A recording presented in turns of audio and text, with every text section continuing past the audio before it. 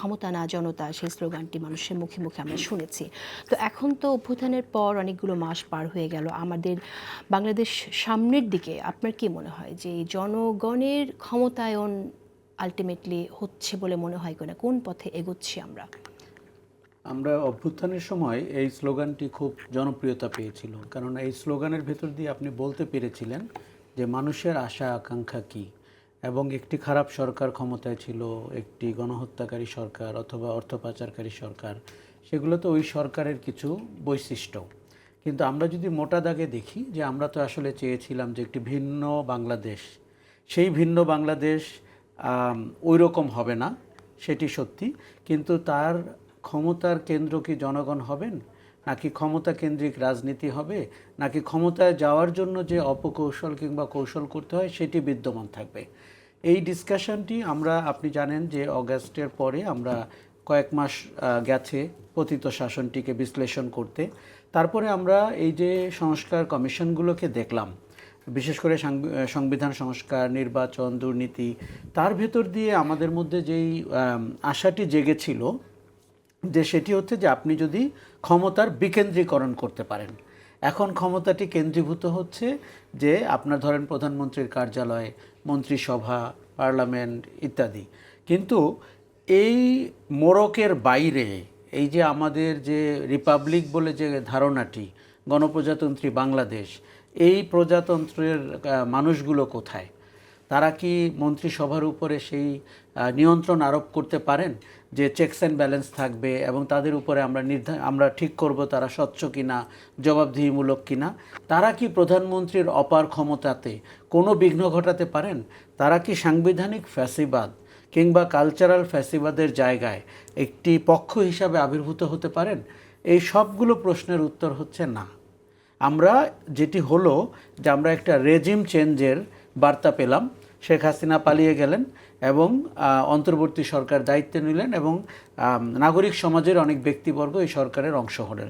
এখন যদি আপনি সংস্কার কমিশনগুলোকে দিয়ে ওই জনগণের আকাঙ্ক্ষাকে বাস্তবায়ন করতে না পারেন এবং কাঠামোগতভাবে সিস্টেমেটিক ওয়েতে আরও 30 বছর 50 বছরের জন্য যদি আমরা ওই দিক নির্দেশনাটি দিতে না পারি এবং কেউ চাইলেই ওই অপশাসন করতে পারবে না এমন একটা গ্যারান্টি না দিতে পারি, তাহলে কিন্তু ক্ষমতা না জনতার এই প্রশ্নের মীমাংসা হয়ে গেল।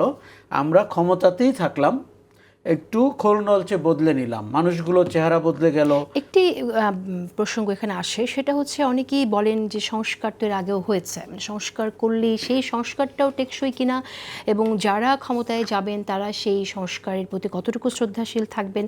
আমরা যদি 111 সময়ের কথা বলি, তখনও কিন্তু আপনি দেখেন বিরোধী দল থেকে ডেপুটি স্পিকারের প্রস্তাব ছিল, শেখ হাসিনা নিজে করেছিলেন, কিন্তু এরপর আমরা কি দেখলাম? সেই সংস্কারের প্রতি তাদের কমিটমেন্ট রাখা তো দূরের কথা, নিকৃষ্ট একটি সরকারে পরিণত হয়ে গেল। সেখানে আপনার কি মনে হয় যে সংস্কার দিয়ে কি আসলে সব সম্ভব? সম্ভব না। এবং আমাদের আপনি যে উদাহরণটি দিলেন 2007 সাল 8 সালের, তারও আগে 1990 সালের উদাহরণও আমাদের সামনে আছে এইবারে। তবে সংস্কারটি প্রাথমিক পর্যায়ে এবং সংস্কারটিতে ঐক্যমত্য তৈরি হলে আপনি আশা করতে পারেন যে তারা কথা রাখবে অথবা রাখবে না। অতীতে আমরা যেটি দেখেছি কথা না রাখার ইতিহাস, সংস্কারকে সাধ্যমতো বাধা দেওয়ার ইতিহাস। এবারও কিন্তু আমরা খুব বেশি ব্যতিক্রম দেখছি না।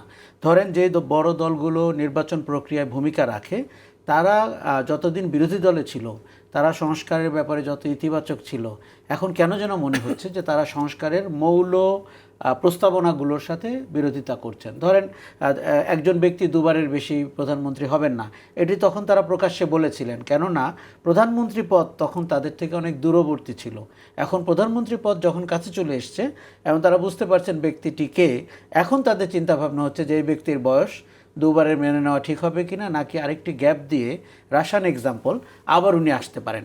তখন মানুষ গলতটি টের পায় যে আপনি আসলে প্রলম্বিত করতে চাচ্ছেন ব্যক্তি শাসন। দেখুন আমাদের রাজনীতির, আমি প্রায় গত শাসনে বলতাম যেটি ছিল এক ব্যক্তির শাসন, যেটি আরও ভয়ঙ্কর। কেননা ওই ব্যক্তি চাইলে আপনি পূর্বাচলে প্লট পেতেন, ওই ব্যক্তি চাইলে আপনি মন্ত্রী হতেন, ওই ব্যক্তি চাইলে আপনি দুর্নীতি করতেন, ব্যাংক লুট করতেন। আমরা যেন ব্যক্তির উপরে বেশি ভরসা না রাখি, উল্টোটা রাখি, যে ব্যক্তি যেন তার হাত কিছুটা বাধা থাকে, পা কিছুটা বাধা থাকে, তার চিন্তা যেন কিছুটা বিলম্বিত হয় খারাপ কাজের ক্ষেত্রে। আপনি যে কথাটি বলছিলেন, আমরা যদি সংস্কারে ঐক্যমত্য তৈরিও হয়, তারপরেও আপনার ওই চিন্তাটি থেকে যাবে যে এই সংস্কার যখন তারা নির্বাচনে বিজয়ী হবেন, সংসদে সরকার গঠন করবেন, সরকার পরিচালনা করবেন, সেখানে কিন্তু অনেক ফাঁকফোকর থেকে যাবে। এখন আমরা যদি প্রাথমিকভাবে সংস্কারের ব্যাপারে ঐক্যমত্য না করতে পারি, তাহলে তো ওটি আরও দূরবর্তী হয়ে গেল।